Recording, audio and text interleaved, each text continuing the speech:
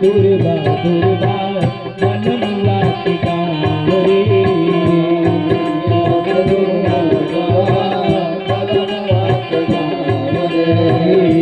दुनियों से दुर्गा दुर्गा बनमुआ के गाँव रे। दुनियों से दुर्गा बनमुआ के गाँव रे। जाय के अकेल बा संगी न साथी, जाय के अकेल बा संगी न साथी। नई के सवारी रे गाड़ी घोड़ा हाथी, नई के सवारी रे गाड़ी घोड़ा हाथी। बीच दरिया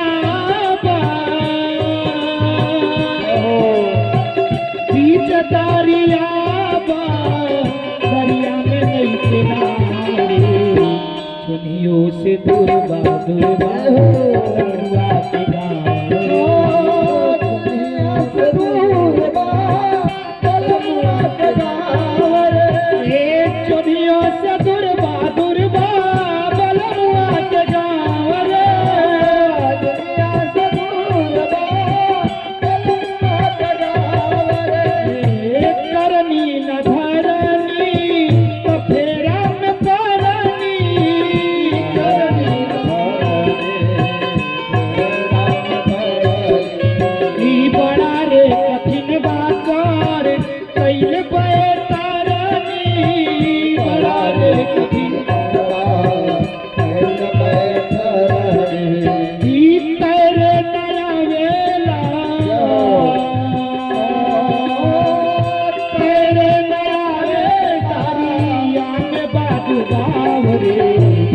दुनियों से दुर्गा दुर्गा बनमुआ के गाँव रे। दुनिया से दुर्गा बनमुआ के गाँव रे। दुनियों से दुर्गा दुर्गा बनमुआ के गाँव रे। दुनिया से दुर्गा बनमुआ के गाँव रे। करबऊ है पैबा कमैबऊ है खैबा, करबऊ है पैबा कमैबऊ है खैबा। दूसरा के देख देख अनेरे पछतैबा, दूसरा के देख देख अनेरे पछतैबा। सतुए पर सबूर करा, सतुए पर सबूर करा मिली ना बुलाव रे। दुनियों से दूर का बनमुआ के गाँव रे। दुनियों से दूर का बनमुआ के गाँव रे। दुनियों से दूर का दुर्गा बनमुआ के गाँव रे। दुनियों से दूर बोलिए साचे दरबार की जय। महाराज अब श्रवण कुमार और विद्यावती का विवाह हो गया और वो विद्यावती अपने पति की परम भक्त थी। बोलिए कृष्ण भगवान की जय। और महाराज अब अपने पति के साथ रहने लगी प्रेम से। अरे विद्यावती श्रवण की नारी कीन चतुराई, आई के हरिया दुई पेट बना के तुम्हारे से लाई।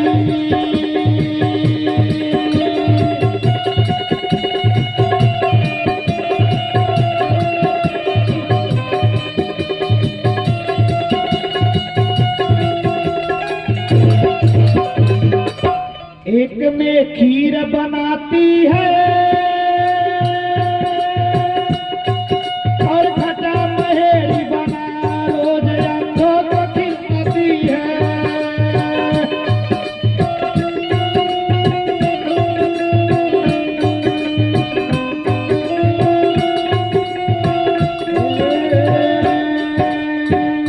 श्रवण एक दिन जल्दी आयो और खाना हो गया तैयार। लला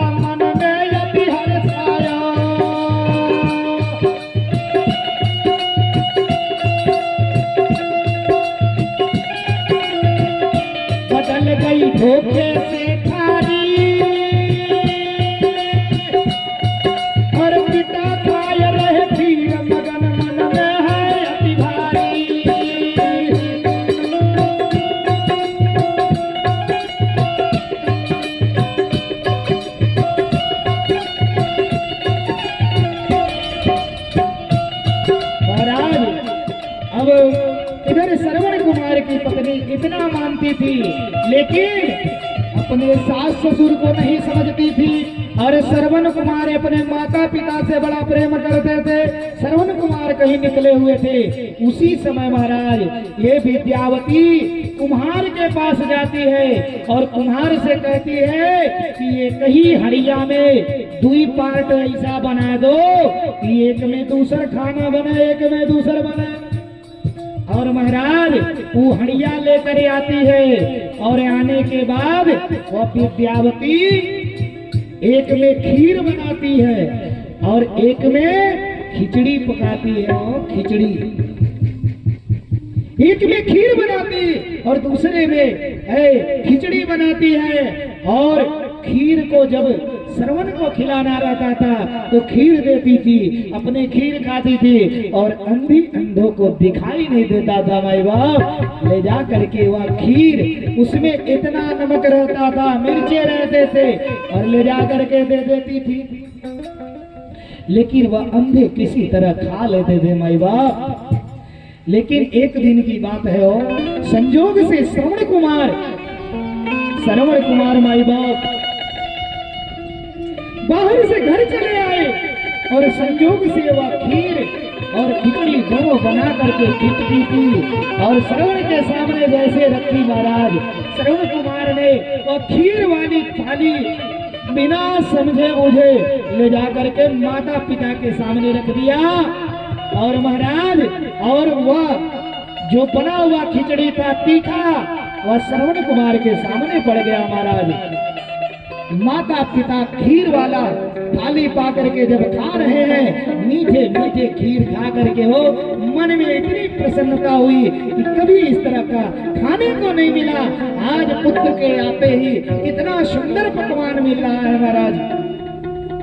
और इधर जैसे श्रवण कुमार खा रहे हैं महाराज, एक तीखा मुंह में खिचड़ी जैसे पड़ी महाराज।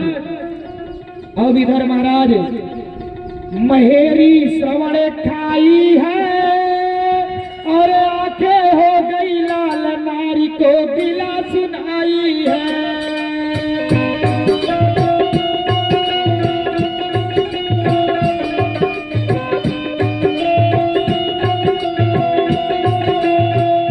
बनी है तू नागिनकारी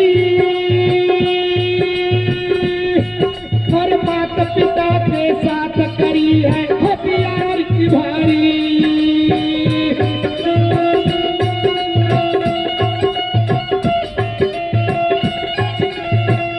कहना मुँह दिखलाऊंगा और तीरथ करने माता पिता को लेकर जाऊंगा।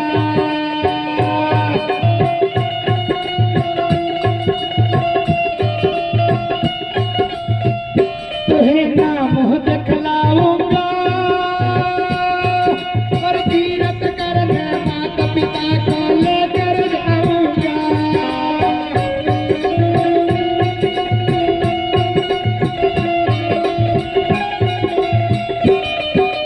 महाराज अब वह थाली हो जैसे श्रवण खाए मुंह एकदम कड़वा हो गया, और जैसे मुंह कड़वा हो गया महाराज तुरंत आंखें लाल हो गई क्रोध से, और अपने पत्नी के ऊपर क्रोध से व्याकुल होकर के श्रवण कुमार ने बोला, अरे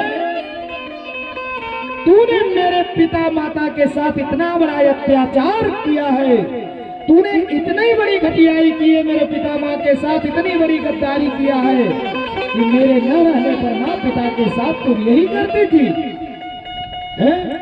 जा तू तो काली नागिन निकल गई, तू काली नागिन है, आज के बाद मैं तुझे मुंह नहीं दिखाऊंगा, आज के बाद मैं तेरा शकल नहीं देखूंगा, और आज ही माता पिता को लेकर के मैं तीरथ चला जाऊंगा। महाराज अब इधर महाराज श्रवण कुमार जैसे बोले हो, अब नारी चरणों को पकड़ कर रो रही है, रो रही है विद्यावती, लेकिन श्रवण मानने वाले नहीं है माई बाप। श्रवण कुमार तुरंत जाकर के जंगल से लकड़ी काट करके लाए हो, और लकड़ी ला करके तराजू बनाए हैं लकड़ियों का, और माँ बाप को तीर्थ ले जाने की व्यवस्था कर रहे हैं महाराज। अब इधर रो रही है और रो रो करके कह रही है, जाओ ना सैया घर से नीर नैनों से बरसे, जाओ ना सैया घर से नीर नैनों से बरसे, जाओ ना सैया घर से नीर नैनों से बरसे, जाओ ना सैया घर से नीर नैनों से बरसे। पति मानो बड़ी बहना, पति मानो मेरा कहना, तुम क्यों गुस्सा में भाए, तुम क्यों गुस्सा खाए, भूल क्षमा मेरी कर दो, तुम्हें तरस न मेरा आए, भूल क्षमा मेरी कर दो, तुम्हें तरस न मेरी आए। महाराज चरण पकड़ के रो रही है, हे पति मेरा कहना मान जाइए, मुझे छोड़ दीजिए, मुझे क्षमा करिए, अब से ऐसी गलती मेरे द्वारा नहीं होगी, मैं माँ पिता के साथ कभी इस तरह का अत्याचार नहीं करूंगी। सरवन ने कहा नहीं, अब तुझे मैं कतई जो है कतई माफ नहीं कर सकता। बोल रही है, पति के बिना नारी का है जीवन बेकार, हे स्वामी मत जाओ मत जाओ, रो रही है, लेकिन सरवन मानने वाले नहीं हैं। मंजिल मंजिल चल रहा माता पिता का लाल, अब पूरी अयोध्या के निकट पहुंच गया तत्काल। महाराज श्रवण कुमार अपने माता पिता का कांवर उठा करके और कंधे पर रख लिए और माँ पिता को लेकर धीरे धीरे चल गए और पहुंच गए कहाँ, अयोध्या की नगरी में। बोलिए कृष्ण भगवान की जय। अयोध्या के सघन वन में गए और जैसे सघन वन में पहुंचे महाराज श्रवण कुमार, माता पिता को अत्यंत भूख और प्यास सताने लगी। और जब भूख प्यास सताई, व्याकुल तन है भूख से, महाराज व्याकुल तन है भूख से, प्यास सहा नहीं जाए, पानी जड़ा पिला देना है। प्यास से भूख से बर्दाश्त नहीं हो रहा है तन, व्याकुल तन है प्यास से, अरे प्यास सही नहीं जाए। ओ बेटा श्रवण कुमार मेरे, निक पानी जड़ा पिला देना, अब होठ प्यास से सूख रहे, मेरे दिल की प्यास बुझा देना, ऊपर से रवि की तपन बहुत, पृथ्वी भी आग उगलती है। बोलिए कृष्ण भगवान की जय। हाँ? बोल रहे हैं बेटा प्यास और भूख से रहा नहीं जा रहा है, मुझे थोड़ा जल पिला दो। महाराज हो अगर कहीं शीतल छाया, कुछ मिले तरसल्ली इस तन को, पल भर कांवर को ठहरा कर थोड़ा आराम करा देना। ए बेटा श्रवण कुमार सुनो, निक पानी जरा पिला देना। महाराज अब जो है श्रवण कुमार के माता पिता प्यास से व्याकुल है, श्रवण कुमार से निवेदन किए महाराज।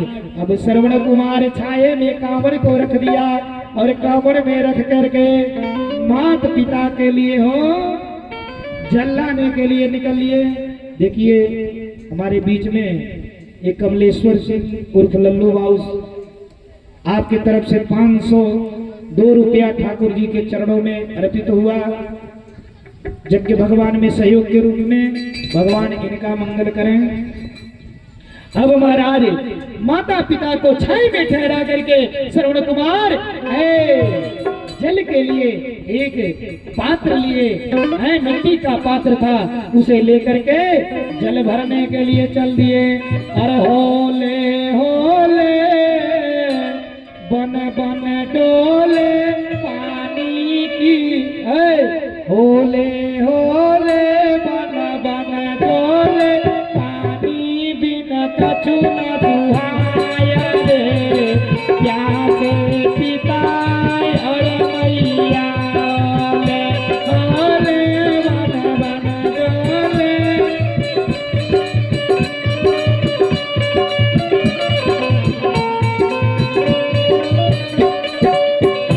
होले होले बन बन डोले पानी बिन कछु न सुहाया है, प्यासे पिताय और मैया।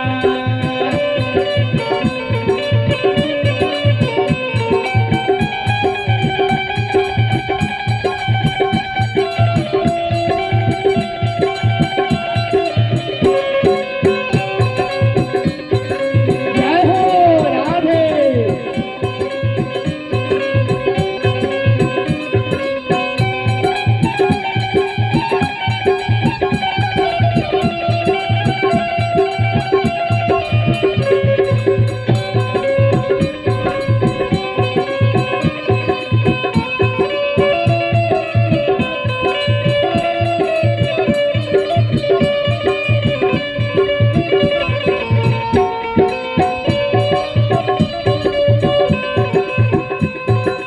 कदम कदम वह जलता जाए, ताल किनारे आया। कदम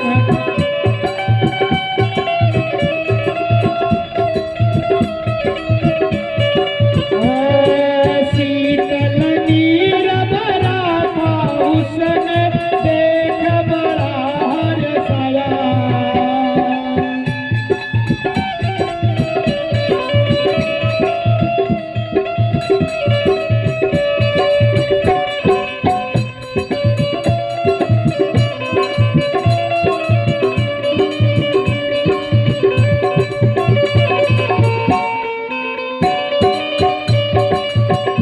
डूबिला कर बता कर भर दे गोरी, प्यासे पिताय और मैया।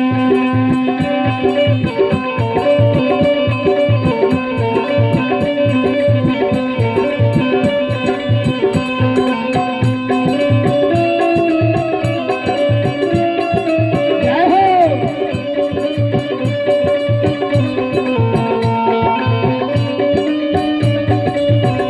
होले होले होले होले बन बन डोले पानी बिन कछु न सुहाया रे, प्यासे पिताय और मैया।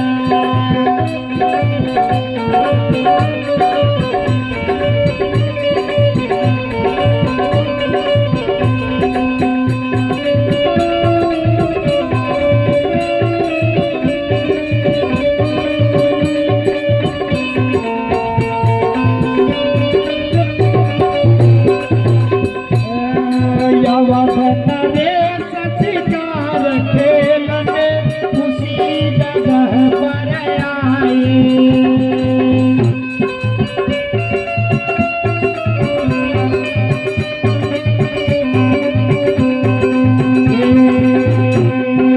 यवधन रेस शिकार खेलने उसी जगह पर आया।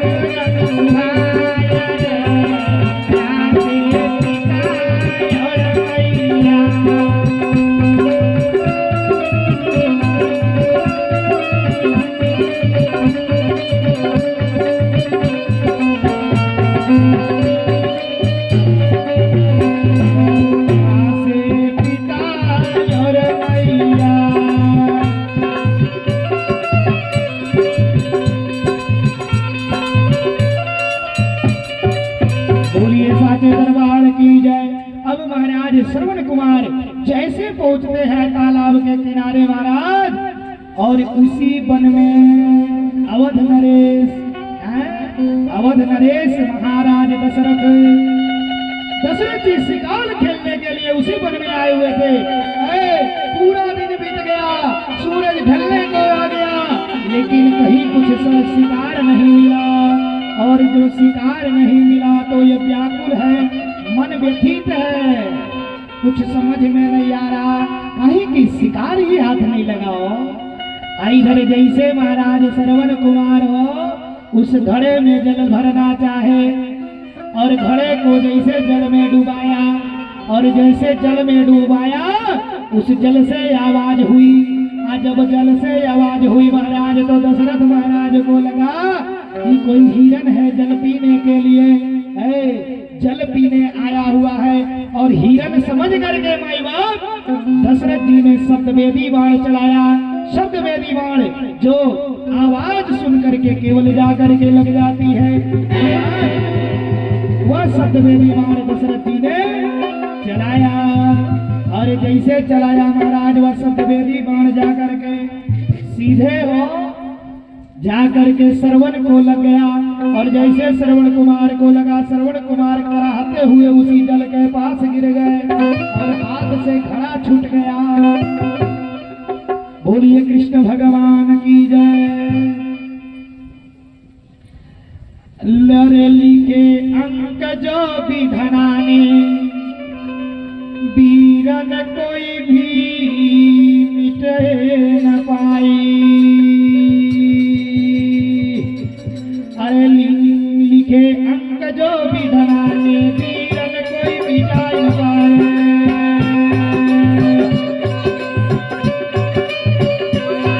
हर टूटी गाजरा पे चाका सिर पर गाजर ही अनजाए।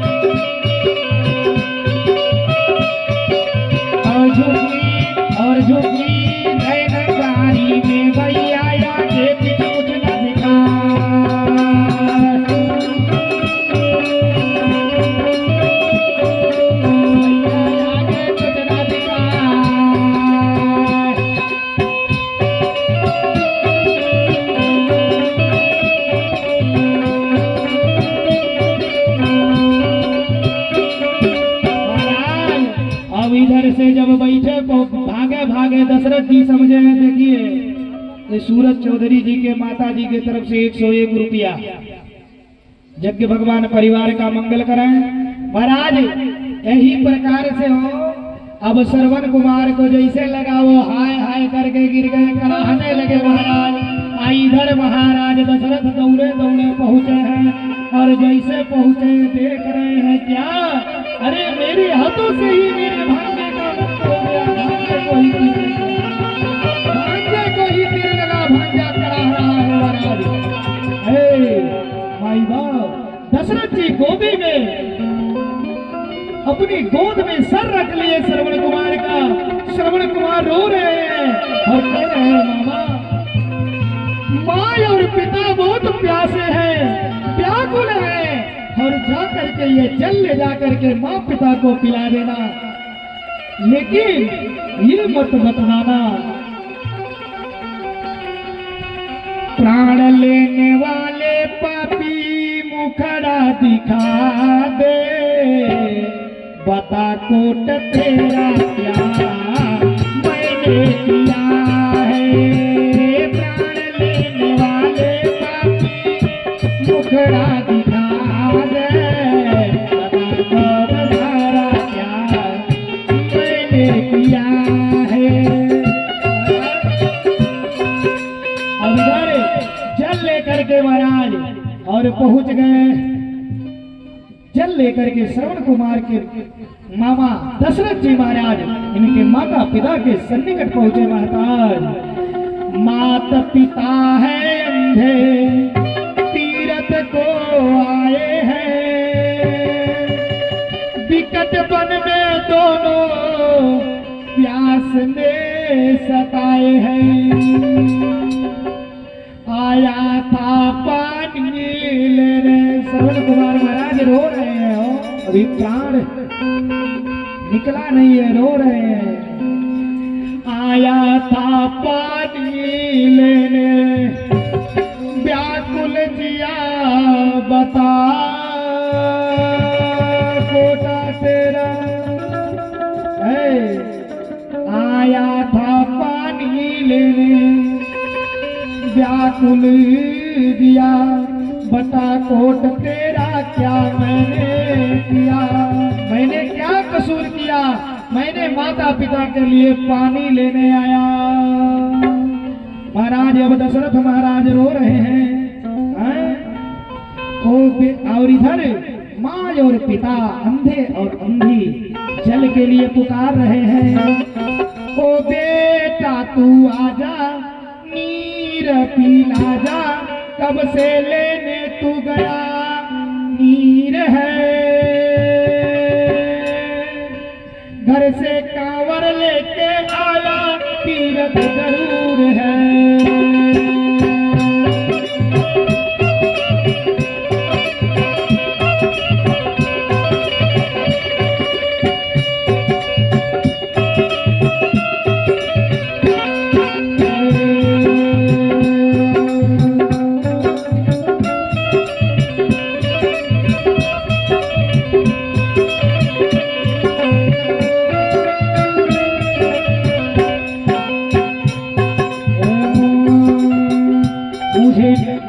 श्रवण कुमार मन में सोच रहे हैं कि माता पिता को लेकर के आया था कि मैं कांवड़ से दर्शन कराऊंगा, लेकिन क्या पता था कि आज मैं अपना ही प्राण गंवा दिया।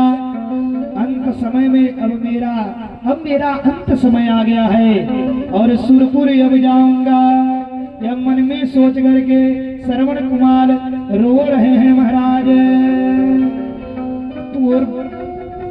प्रभु तूने ऐसी विपत्ति डाली, छूटे प्यासे पिता और माता। प्रभु को रो रो करके कह रहे हैं कि हे प्रभु तूने ऐसी विपत्ति डाली कि आज प्यासे माता पिता मुझसे छूट रहे हैं। और इस प्रकार से महाराज श्रवण कुमार ने अपना प्राण त्याग दिया। और जैसे प्राण त्यागे इधर महाराज वह जल लेकर के उस जल को लेकर के दशरथ जी रोते हुए माता पिता के सामने जाते हैं और जा करके जल लेकर के खड़ा है और कुछ बोल नहीं पा रहे हैं, केवल रुदन कर रहे हैं। और ये अंधे माता पिता प्यास से बेचैन हैं। और महाराज अब इधर माता पिता बोल रहे बेटा क्यों बोल नहीं रहे हो, अरे जल पिलाओ। दशरथ जी बोल नहीं पा रहे हैं और महाराज वह जल हाथ में लेकर के वहीं बैठ गए रोते रोते और चरणों में गिर गए कि बहन आज मुझसे बहुत बड़ा अत्याचार हो गया, बहुत बड़ा अनर्थ हो गया, मेरे ही हाथे मेरे भांजे का मृत्यु हो गया। और महाराज वही वह अंधे और अंधे ये दोनों जो है ना उद्यालक ऋषि और चंद्रकला दोनों अपने पुत्र के वियोग में महाराज दशरथ से बोले, अरे दशरथ आज जिस प्रकार से मैं अपने पुत्र के वियोग में अपने प्राण को त्याग रहे हैं, इसी तरह तू भी पुत्र के वियोग में अपना प्राण त्यागेगा। बोलिए कृष्ण भगवान की। अरे प्रभु तूने कैसी विपत्ति डारी, छूटे प्यासे पिता और मैया। अब ये श्राप करके दोनों अपने प्राणों को त्याग दिए।